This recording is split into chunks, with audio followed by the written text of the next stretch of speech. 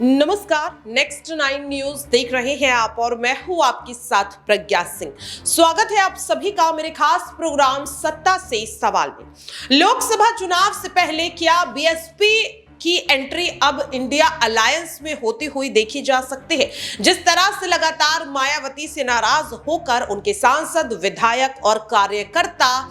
Party को छोड़ अन्य दलों में शामिल होते हुए नजर आ रहे हैं, क्या अब मायावती इन तमाम चीजों को देखते हुए अपना फैसला बदलने पर मजबूर होती हुई नजर आएंगी। इसी बीच राजनीतिक गलियारों में अब ये कयास लगने शुरू हो चुके हैं कि शायद 10 से 12 मार्च के बीच अब मायावती सपा और कांग्रेस के साथ गठबंधन पर ऐलान कर सकती है। सीट शेयरिंग को लेकर लगभग बात भी यहां पर फाइनल होती हुई नजर आ रही है और दावा किया जा रहा है कि बीएसपी के खाते में 25 सीटें, कांग्रेस के पास पहले से ही 17 सीटें हैं और 63 सीटों पर, माफ कीजिएगा, यहां पर 38 सीटों पर सपा चुनावी मैदान में उतरने पर फैसला जो है वो सुनाती हुई नजर आ सकती है। अगर ऐसा होता है तो क्या उत्तर प्रदेश में जो लगातार जीत का दावा बीजेपी कर रही है उस पर ये महागठबंधन हावी होता हुआ नजर आएगा। अबरार है मेरे साथ, अबरार से इस चीज को समझेंगे। अबरार, मायावती इनकार तो कर चुकी है कि इंडिया गठबंधन में शामिल नहीं होंगी, लेकिन जिस तरह से पार्टी में टूट की स्थिति लगातार देखने के लिए मिल रही है और वो बढ़ती ही जा रही है, क्या लग रहा है अब मायावती को अपना फैसला यहां पर बदलना पड़ेगा? देखिए, इस समय मायावती को लेकर के ये जो तमाम बड़े सवाल खड़े हो रहे हैं या फिर इन बातों को लेकर जो एक उम्मीद लगाई जा रही है कि मायावती इंडिया गठबंधन में वापसी करेंगी, इंडिया गठबंधन में शामिल होंगी, तो एक सवाल ये भी है कि आखिरकार मान लीजिए कि मायावती ने इस गठबंधन में आने का फैसला ले लिया, तो क्या इस गठबंधन में आने से आप चुनाव जीत रहे हैं? बिल्कुल भी नहीं जीत रहे हैं। अगर भारतीय जनता पार्टी अब अपने कार्यकर्ताओं को चुनाव की तैयारी करने के लिए अब जो है सड़कों पर उतरने को बोल चुकी है, सीट शेयरिंग हो चुकी है, जो है तमाम प्रत्याशियों के नाम का ऐलान हो चुका है, पूरी तरीके से तामझाम जो वो बुना जा चुका है भाजपा की तरफ से, और अभी भी अगर इंडिया गठबंधन इस बात पर चर्चा कर रहा है, इस बात पर चिंतन मंथन कर रहा है कि हमें किन किन चेहरों को गठबंधन में लाना है, किन किन चेहरों के साथ जो है कितनी कितनी सीटों पर चुनाव लड़ना है, तो तब तो आपकी हार सुनिश्चित है, आपकी हार निश्चित है, क्योंकि भाजपा के मुकाबले में आपकी नीति बहुत पीछे है। और इस तरीके से अगर देखा जाए तो मायावती अगर गठबंधन में आ भी जाती हैं तो उनके आने से कोई बड़ा जो है मिरेकल टाइप नहीं हो जाएगा कि जो है इंडिया गठबंधन तमाम की तमाम सीटें जो वो जीत पाएगा, क्योंकि मायावती का राजनीतिक तौर पर कहीं ना कहीं एक तरीके से आप कह सकते हैं कि बहिष्कार हो चुका है। जो उनके समाज के लोग हैं, जो पुराने लोग हैं, जो बसपा के पुराने वोटर्स हैं, वही जुड़े हुए हैं उनके साथ, और बाकी जो नया जनरेशन है दलित वर्ग का, वो कहीं ना कहीं अब एक नए विकल्प की तरफ जो है निगाहें गड़ा करके बैठा है, और कहीं ना कहीं वो एक आप कह सकते हैं कि विकल्प चाहता है, क्योंकि मायावती ने राजनीतिक तौर पर सरेंडर कर दिया है। उन्होंने अब इस पूरे किसी भी मामले पर, किसी भी मुद्दे पर वो एग्रेसिव राजनीति जो मायावती क्या करती थी पहले,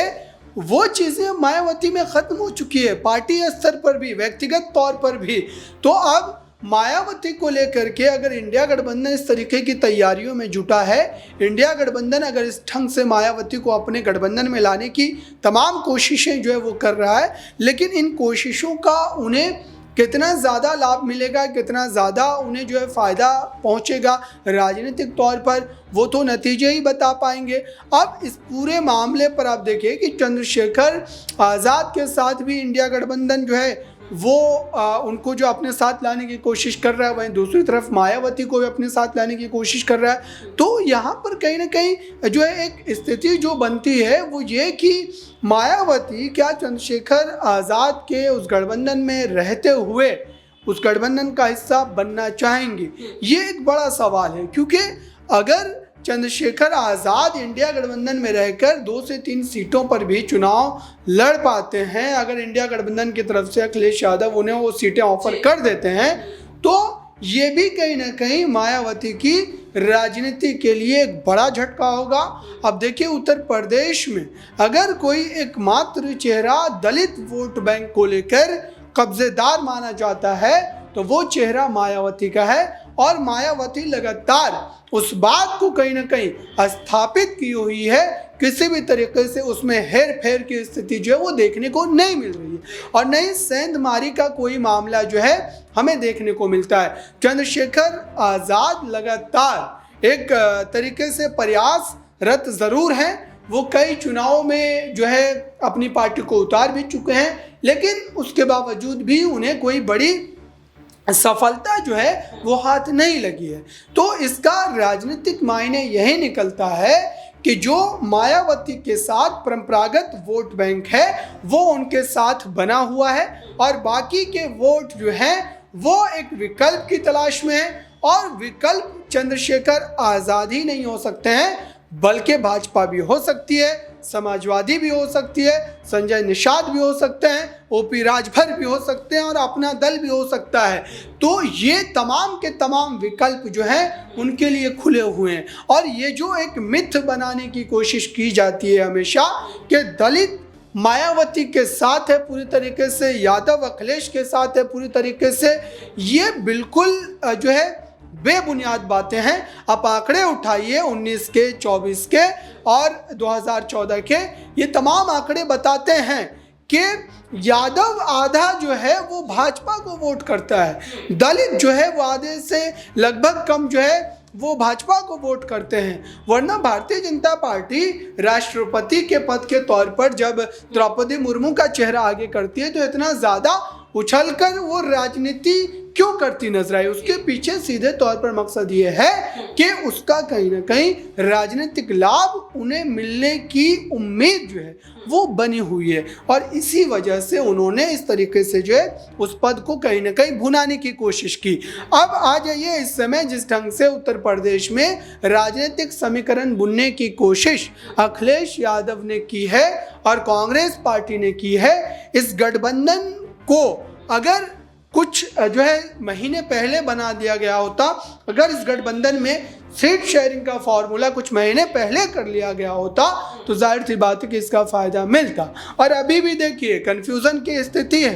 अगर इंडिया गठबंधन बन चुका है, तमाम नेता एक मत हो चुके हैं, तो फिर मायावती क्यों कह जाती हैं कि पश्चिम बंगाल में हम इतनी सीटों पर चुनाव लड़ेंगे? फिर अरविंद केजरीवाल क्यों कह जाते हैं कि हम पंजाब में इतने सीटों पर चुनाव लड़ेंगे? इसका मतलब ये है कि गठबंधन का आपने एक जो है दिखावा करके या फिर एक तरीके से वो पर्दा करके कहीं ना कहीं खुद को एक साथ बताने की कोशिश तो ज़रूर की है, लेकिन अभी भी कई मोर्चों पर, कई मुद्दों पर नेताओं के बीच जो है असहमति का खेल जो है वो चल रहा है। और जब तक ये मामला हल नहीं होगा तब तक मायावती का गठबंधन में आना और ना आना ये बिल्कुल बेमायने माना जाएगा। वाकई में देखिए तो किस तरीके से जो तमाम दावे इस वक्त यूपी की सियासत में किए जा रहे हैं मायावती को लेकर के वो इंडिया गठबंधन में शामिल होंगी, और अगर होती है तो कितना फायदा यहां पर वोटों के लिहाज से होगा। इन तमाम सवालों के जवाब हमने इस खास प्रोग्राम के जरिए आप तक पहुंचाने की कोशिश की है। इस रिपोर्ट को लेकर आपकी क्या कुछ राय बनती है आप कमेंट बॉक्स में शेयर कर सकते हैं। फिलहाल के लिए मेरे खास प्रोग्राम सत्ता से सवाल में इतना ही। बाकी की अपडेट्स के लिए आप देखते रहिए नेक्स्ट 9 न्यूज।